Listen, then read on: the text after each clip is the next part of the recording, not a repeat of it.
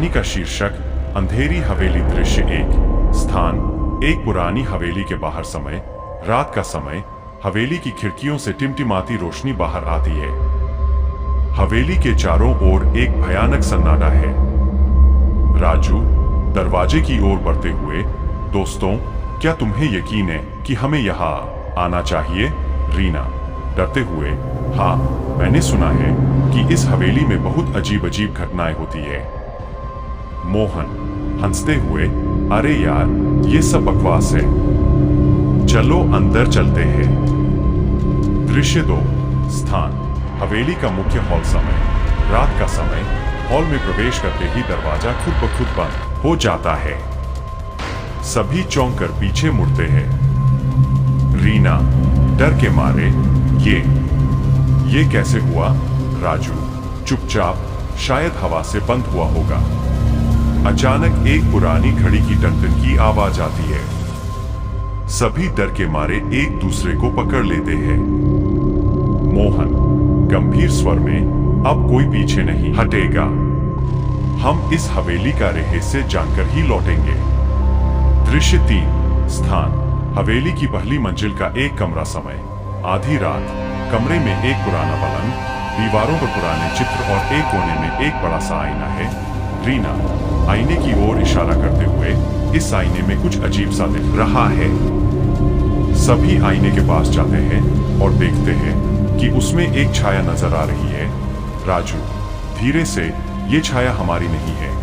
मोहन कदम पीछे हटाते हुए, चलो यहाँ से बाहर निकलते हैं। जैसे ही वे कमरे से बाहर निकलने की कोशिश करते हैं, दरवाजा जोर से बंद हो जाता है।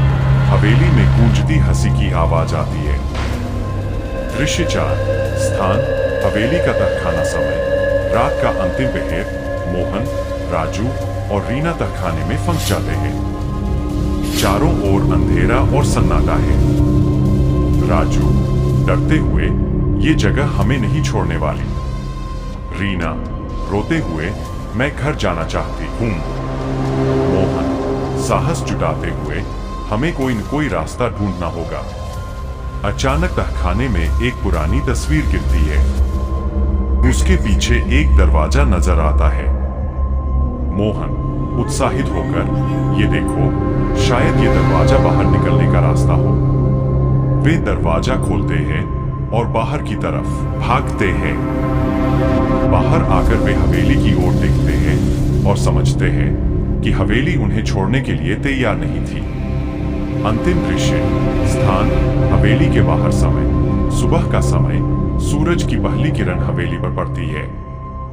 मोहन, राजू और रीना सांस लेते हैं और एक दूसरे को देखते हैं। रीना चौंकते हुए, ये सब क्या था? मोहन गंभीरता से, हमें कभी इस जगह वापस नहीं आना चाहिए। वे तीनों चुपचाप हवेली को छोड़कर वहां से चले जाते हैं। हवेली का दरवाजा धीरे धीरे बंद होता है और एक बार फिर वहां सन्नाटा छा जाता है। कहानी किसी भी पाठक के रोंगटे खड़े कर सकती है और इसे पढ़ते समय हवेली की भयानकता का अनुभव करवा सकती है।